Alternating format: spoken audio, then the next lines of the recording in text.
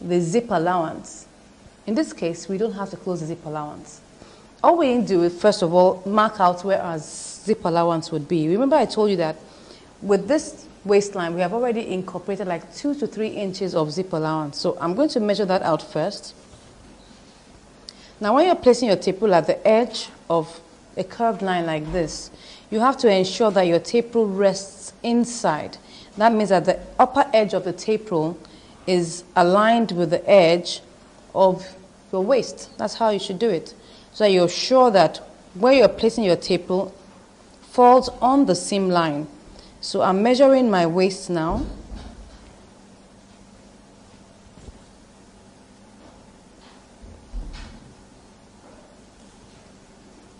You can see that I'm measuring it along the line. And what I have is 27 inches. Remember that my waist is 25. So if I subtract 25 from 27, I get 2 inches. If I divide that into 2, I have 1 inch zip allowance on both sides. So I'm going to start by marking the points of my zip allowance. I'll place the 2 edges together.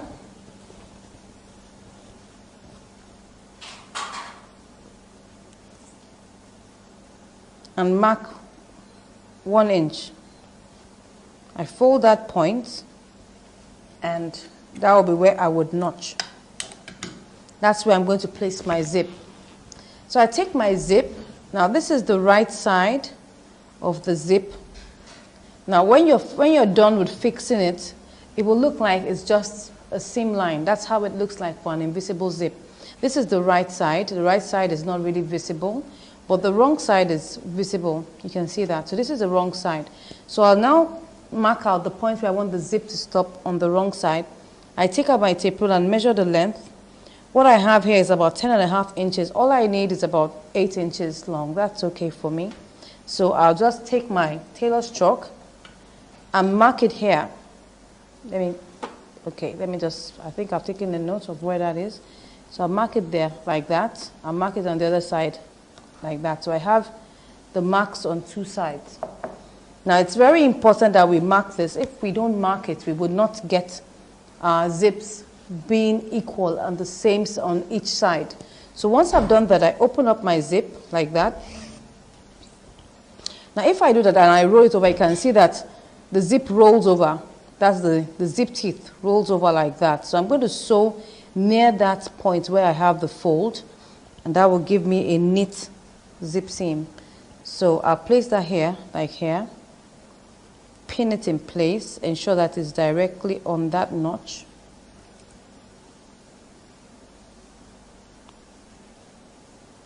So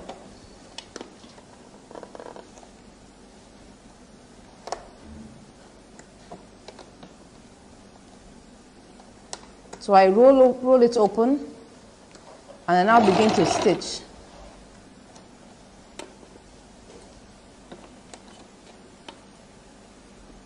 I ensure that I roll it open and stitch.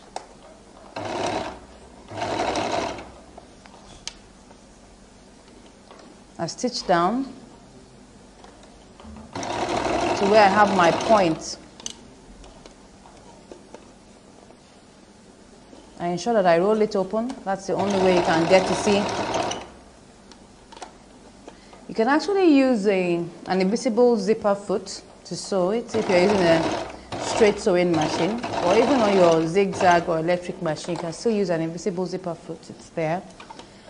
But because this is a wider, foot, it's easier for it to just press it open flat. That's why I'm not using the invisible zipper foot for it. So once I'm done with that, I zip it up like that.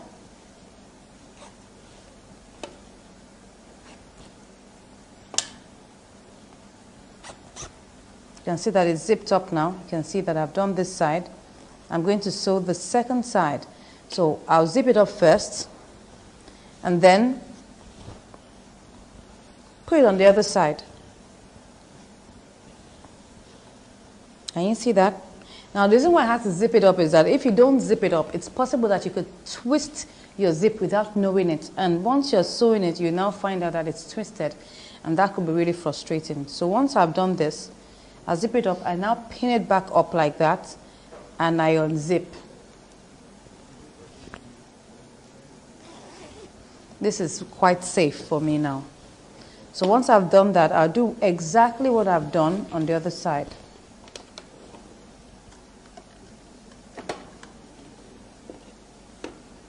I roll it open and I now begin to stitch.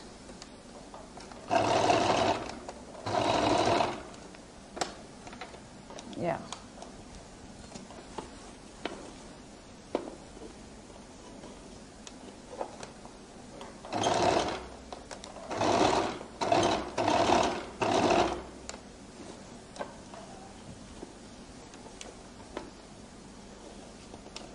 I roll it open and I now begin to stitch.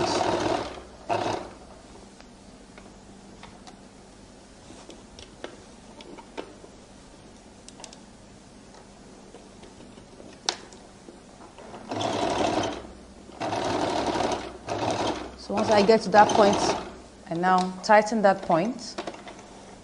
I'll lift it up.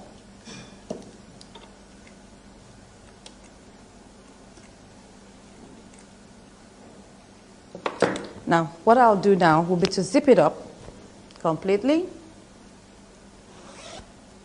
Now, let me show you how it looks like.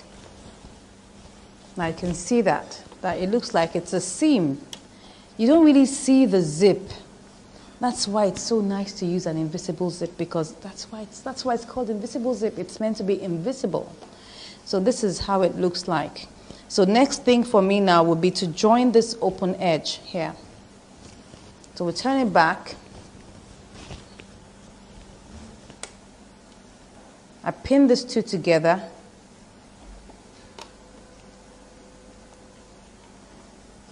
I hold it together like that and ensure that it's on the same line. I pin it down. And I just sew like about an inch and a half upwards, just to secure that point there.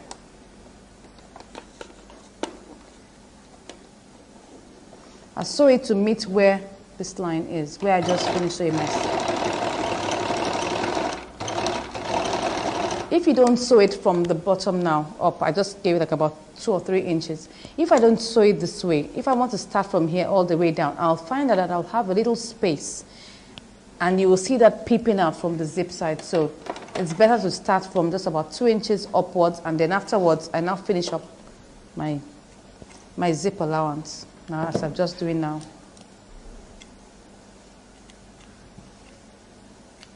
So I can remove this pin and just continue and finish up the seam.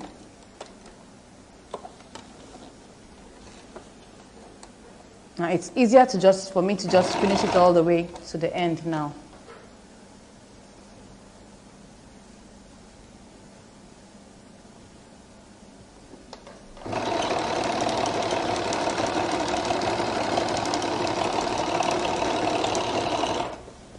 Now you can see that I've sewn my zip allowance now. So I just need to use my lining to turn it.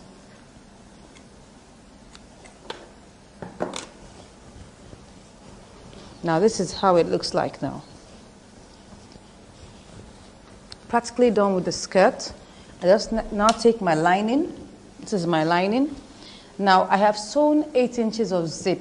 So that means all I need to do is mark out 8 inches on my zip on my lining and sew down. I need to leave that space. I'm sure you remember how we did our skirt, so it shouldn't give you any hassles. So I'll just mark that out.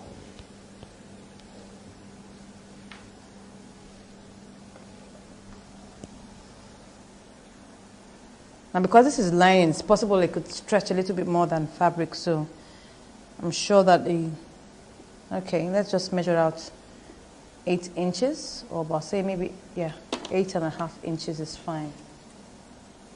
So I pin that.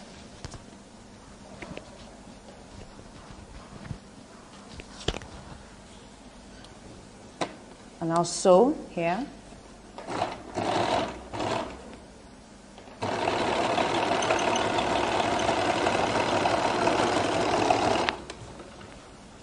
You can see that the flared skirt is very easy to sew Very easy to sew. The only thing is that it takes a lot of fabric, so you should be prepared to use a lot of fabric to make your either your fully flared skirt or your semi-flared skirt or your quarter flared skirt.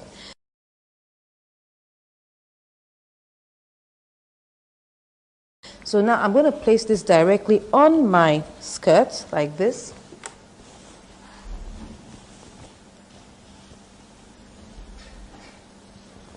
Oh, sorry. Turn it upside down. Fine. This is where my zip is. So I'll now take my lining, put it directly on it like that. You can see this is the right side of my lining. I'm facing it to the right side of my fabric. So the first thing I do is to take my notched area. This is my notched area. Place it on the notched waist. Once I've done that, I can now begin to pin.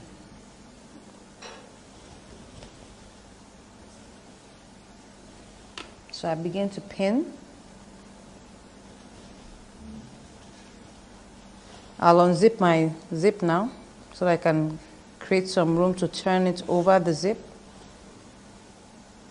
So it's pretty much the same way we did our 6-piece skirts, how we turned it over.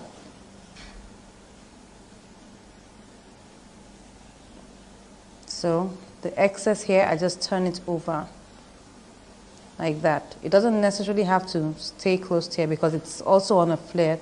So I'll just allow it to just drop gently like that.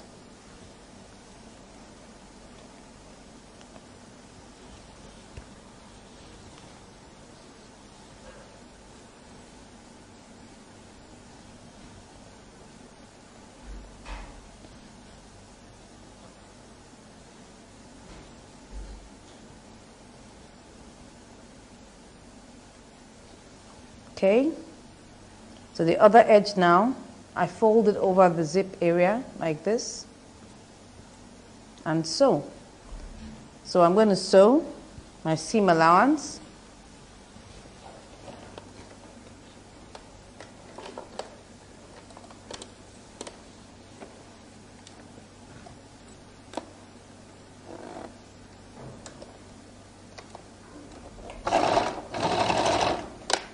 Okay, so we begin to turn it around.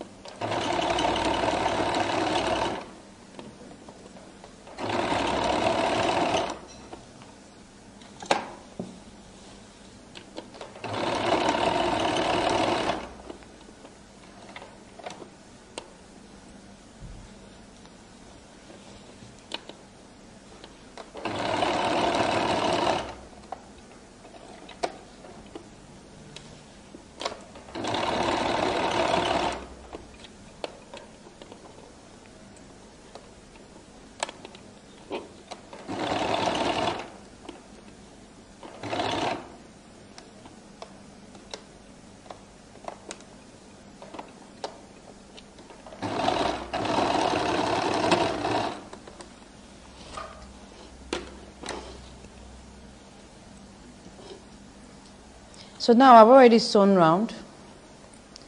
I'll now begin to notch all the way round. Remember that this is a waistline, so we just have to notch all the way around. Remove the excess or the bulk at that point because that will help you turn around properly. So I'll just notch it like that. Ensure you don't cut through the seam line.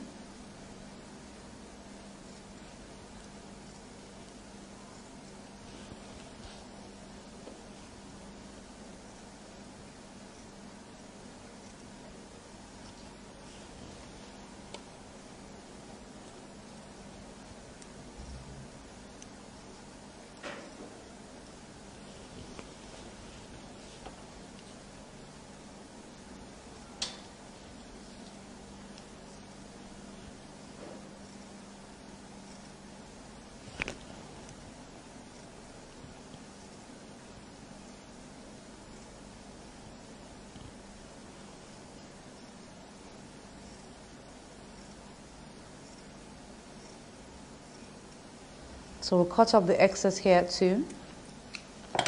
So all we just now do now would be to top stitch it. So we're going to top stitch it on the lining. And I'm going to turn this to the wrong side. This will help me top stitch it well.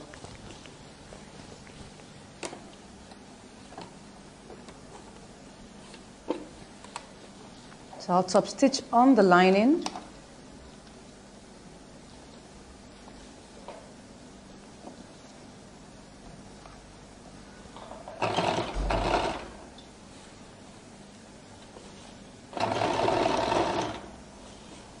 So just follow it like that, the edge.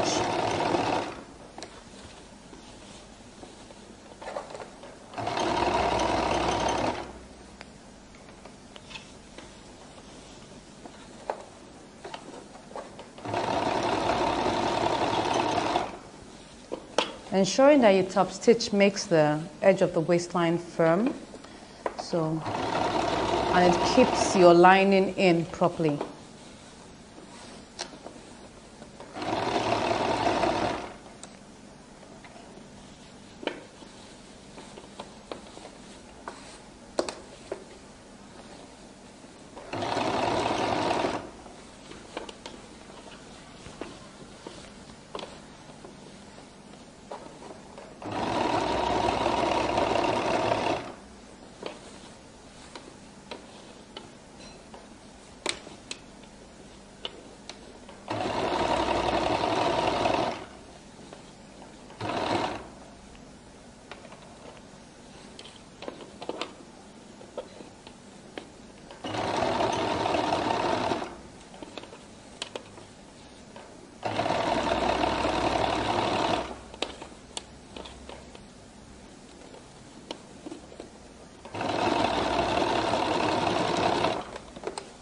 So we've top stitched on the lining now. We're now going to turn it in and now top stitch on the fabric, or rather edge stitch, because we're now top stitching at the edge, so that's edge stitching. So I'll turn this in. So you can see that now it's turned in. So the first thing I would do would be to ensure that I have a very straight edge. So what I'll do is zip it up first. And now fold to ensure that I have the same edge. This is very important so that it looks neat. Now this is what I'm going to do. See? Try to get the same edge. Make sure that the two sides are the same height. You don't want one looking a quarter inch different in length. You want the two to be this exact height. You can see that. And see, it's about the same. Fine. So I just unzip, and I'll now begin to edge stitch with a 1/4 of an inch.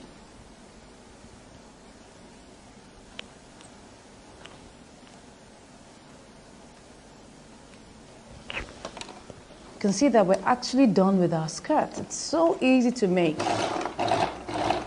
Good. So I now begin a top stitch, 1/4 of an inch round the waist.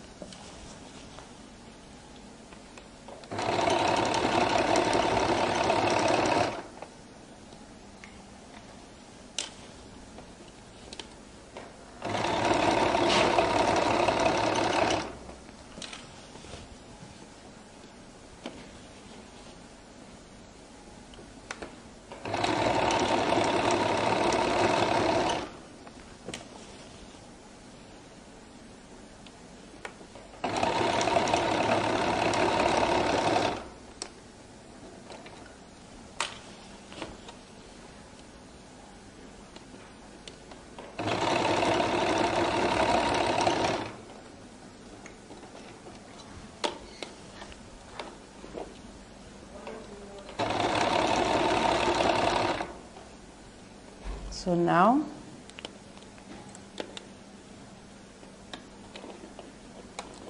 I'll finish that up.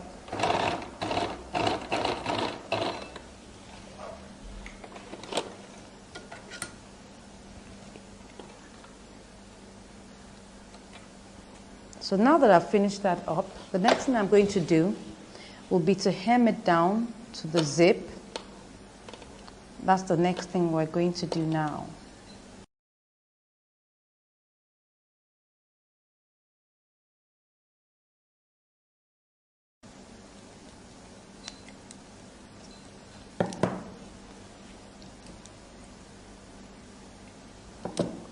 Let's turn it to the wrong side and pin it together.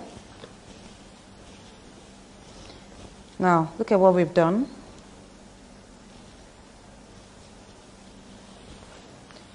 We're going to pin this down to our zip. Remember how we always hem this down when we're done with turning?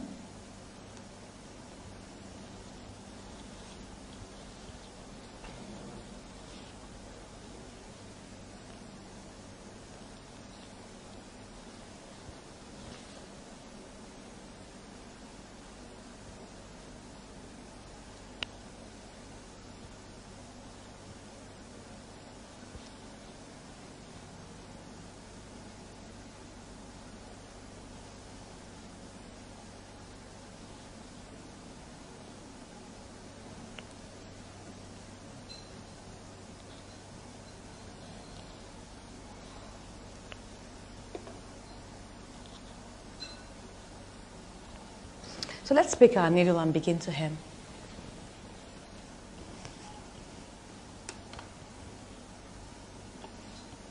So now we're going to start hemming.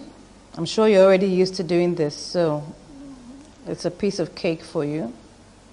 So we'll just start by hemming.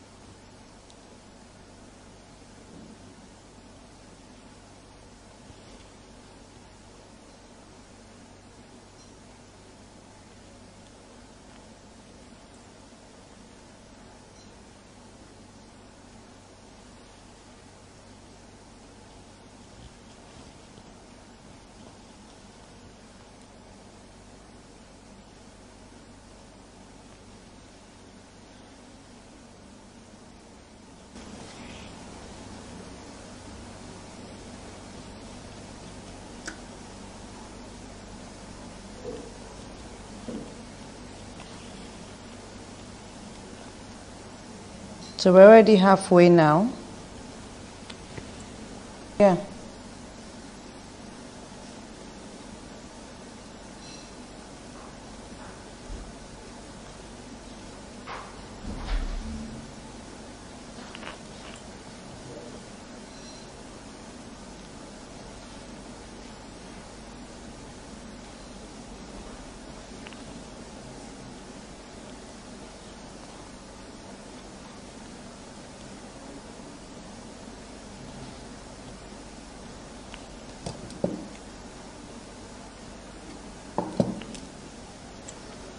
So now we have finished our hemming.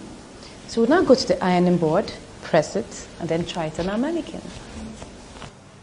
So we're going to start ironing by pressing open our zip allowance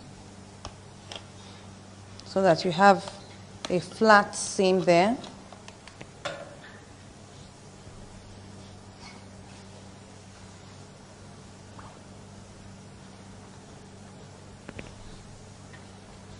Press it open.